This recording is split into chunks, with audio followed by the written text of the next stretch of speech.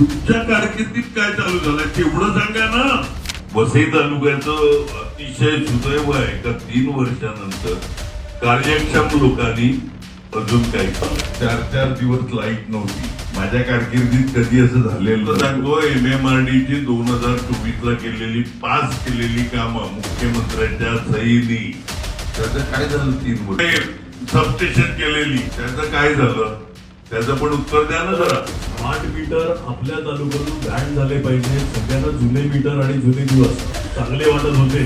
Gas cylinder तर माझ्याकडे double झालाय गेल्या 12 वर्षापूर्वी. त्या हॉस्पिटलच्या बिल्डिंगची माहिती स्टेजवर बसलेल्या सिटीत सोडून कोणी पण द्यावी, कारण ते काय हॉस्पिटलचं प्लॅनिंग केलंय. MMRD ची 2024 ला हे जे 7 ब्रिजेस, 4 ओव्हर ब्रिजेस वगैरे वगैरे पास करून घेतलेली, त्याचं गेल्या 2 वर्षात काय झालं. इकडे मला प्रश्न विचारला गेला किंवा प्रश्न उपस्थित केला तर त्याची उत्तरं माझ्याकडे तयार आहे. तुम्ही पण तयार राहा. स्वतंत्रता दिवस की 80वीं वर्षगांठ पर आप सभी को हार्दिक शुभकामनाएं। नमस्कार दर्शकों, मैं हूं आदित्य सिंह, मेरे साथ आप सभी देख रहे हैं नेशन नाव 9। आज की खबर की शुरुआत सवाल से।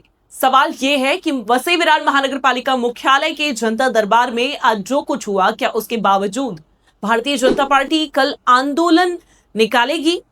ये अहम सवाल है। अब आप सोच रहे होंगे कि आज वसई विरार महानगर पालिका मुख्यालय में आखिर हुआ क्या, तो आपको बताते चले कि वसई विरार महानगर पालिका में हर साल की तरह इस बार भी 15 अगस्त के अवसर पर जनता दरबार बुलाया गया।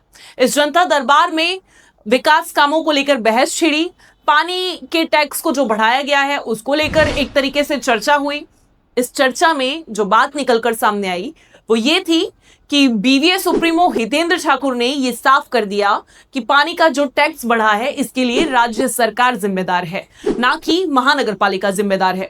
कैसे जिम्मेदार है? जिम्मेदार ऐसे है कि MMRDA ने जो प्रस्ताव पारित किया है जिसके बाद ये टैक्स की बढ़ोतरी की गई है, और ये टैक्स की बढ़ोतरी अब नहीं की गई है बल्कि पिछले वर्षों में की गई है, जिसके चलते महानगर पालिका इसके लिए जिम्मेदार नहीं है, क्योंकि महानगर पालिका में सत्ता स्थापन हुई है जनवरी 2026 में। तो ऐसे में भारतीय जनता पार्टी का ये आंदोलन जनता को गुमराह करने की कोशिश है। ये बात आज इस जनता दरबार के दौरान साफ हो गई। सुनिए बहुजन विकास आघाड़ी के सर्वे सर्वा ने किस तरीके से भारतीय जनता पार्टी के विधायक राजन नाईक की किरकिरी कर दी।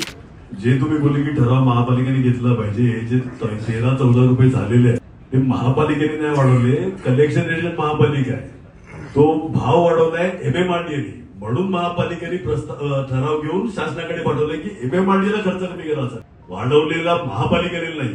प्रशासकीय काळात वाढला तर का वाढला? कारण की जे MMRDA पाणी आपल्याला देते तेवढा तर कुठून आणणार? मग तो डिफरन्स जो आहे की डेफिसिट जो आहे तो MMRDA ने कमी केला, आपण फुकटमध्ये देऊ की त्या दरामध्ये देऊ. विषय लोकांची दिशाभूल झाली नाही पाहिजे. तुम्ही बोलले तर योग्य आहे की कमी दराने दिला पाहिजे. हा पैसा जातो कुठे? MMRDA जातोय, म्हणून ठराव महापालिकेने शासनाकडे पाठवला. अधिकार जर MMRDA दर करायचा कमी करायचा अधिकार महापालिकेला आहे असेल, आपण आज ठराव घेऊ की पुढची जी पण जीबी लागेल तुमची लिटर 20 रुपये, 7 रुपये 1000 लिटर पाणी देत होतो आपण. MMRDA ने आपल्याला भाव लावला आणि आज पण मला माहित नाही जो काय प्रशासकीय काळात झाला तो पाण्याचा खर्च काढण्याकरता, पॉप्युलर होण्याकरता भाषण करणं. मी फक्त सांगतो MMRD ची 2024 ला केलेली पास केलेली कामं मुख्यमंत्र्यांच्या सहीनी, कमिशनर मुखर्जींच्या सहीनी, त्याचं काय झालं 3 वर्षात. जे काय सबस्टेशन केलेली त्याचं काय झालं, त्याचं पण उत्तर द्या ना जरा. एक दुसरी विनंती, जसं तुम्ही पाणीचा भाववाढचा विषय केला तसं MSCB ची बिलं कोणीही इकडे सांगायचं हे स्मार्ट मीटर कोणाचे आहेत मला माहिती नाही, तुम्हाला माहिती असतील. स्मार्ट मीटर नाही मला माहिती नाही. मेरे तो खाली 2 ही चपून ते जसं पाणी पुरवठ्यावर आपण बोलतात तसं स्मार्ट मीटर आपल्या तालुक्यातून बॅन झाले पाहिजेत. सगळ्यांना जुने मीटर आणि जुने दिवस चांगले वाटत होते की जुने मीटरच चांगले होते. जिकडे 200-300 रुपये बिल यायची तिकडे 1000-1200 कमीत कमी, आणि ते चाळीमध्ये जिकडे AC नाही ना फ्रीज नाही तशा ठिकाणी जर 1200-1500 रुपये बिल येत असतील सामान्य मिडल क्लास फॅमिलीमध्ये जिकडे 1,500 यायचं तिकडे 8-9 हजार रुपये बिल येतात. डिझेल पेट्रोल आपला पेट्रोल पंप आहे त्याच्यामध्ये पण ज्या पद्धतीने वाढ चाललेली आहे, बाजूला आपले पंतप्रधान बोलतात की डिझेल वापरू नका, पेट्रोल वापरू नका. परत ते काय कुठलं आहे ते मिक्सिंग 20%, त्याच्यावर पण आपण मला वाटते सगळ्यांनी म्हणजे विरोधी पक्ष असतील, महापालिकेचे इथले लोकप्रतिनिधी असतील, आपल्या सगळ्यांनी मिळून आवाज उचलला पाहिजे असं सामान्य माणसाची मागणी आहे. ते सगळेच विषय मला वाटते पाणीचा दरवाढ असेल, पेट्रोलचा दरवाढ असेल, डिझेलचा दरवाढ असेल, हे MSCBचं लाईटचं असेल, गॅस सिलेंडरचं मला वाटतं डबल झालंय गेल्या 12 वर्षामध्ये. तर जे तुम्ही महिलांचा उल्लेख केला तर हे सगळेच विषय मला वाटते आपण सगळ्यांनी एकत्र मिळून उचलला पाहिजे. इसके बाद शुरू हुआ शहर के विकास कामों का मुद्दा, जिसमें सबसे प्रमुख तौर पर वसई विरार महानगर पालिका का बनने वाला वो मल्टी स्पेशलिटी अस्पताल जो आचोले में बनना प्रस्तावित है. लंबे समय से तकरीबन 2 साल से ज्यादा का समय बीत गया है, लेकिन अब तक वहां पर एक ईंट तक नहीं धरी गई, जबकि राज्य सरकार की ओर से 25 करोड़ की निधि दे भी दी गई है. उसके बावजूद विधायक ने क्या कुछ पहल किया, इस पर जब उन्होंने गिनाना शुरू किया कि हमने इस तरीके के काम किए हैं, दोबारा से पूर्व विधायक हितेंद्र ठाकुर ने विधायक राजन नाईक की लताड़ लगा दी, उनकी जमकर फजीहत की और इस कदर की कि विधायक राजन नाईक खामोश हो गए, बिल्कुल चुप्पी साध ली उन्होंने. उसके बाद उन्होंने अपने हलक से एक शब्द निकालना उचित नहीं समझा. ये वीडियो भी आपको देखना चाहिए.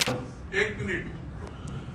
25 कोटी शासनाने हॉस्पिटल करता दिले. कोणी आणले?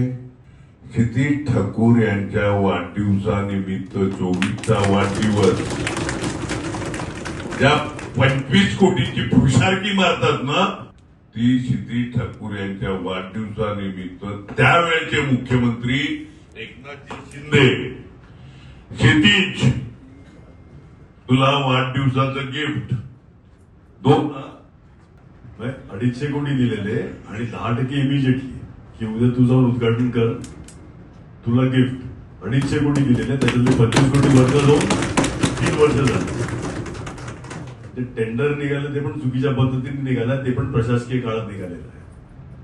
जो कन्सल्टंट नेमला आहे त्याची काय प्रोसेस फॉलो झाला आहे त्याच्यापासून माहिती घ्या. मला काही लोक भेटली. 1 मिनिट. त्या हॉस्पिटलच्या बिल्डिंगची माहिती स्टेजवर बसलेल्या क्षितिज सोडून कोणी पण द्यावी का? ते काय हॉस्पिटलचं प्लॅनिंग केलंय, पाहिजे ते हरेल. क्षितिज सोडून कोणीही माहिती द्यावी. 4 दिवस लाईट नव्हती. माझ्या कारकिर्दीत कधी असं झालेलं नव्हतं असं मला वाटते. मला माहित नाही. 4 न 5 दिवस लाईट नव्हती हे माझ्या कारकिर्दीत कधी झालं नव्हतं.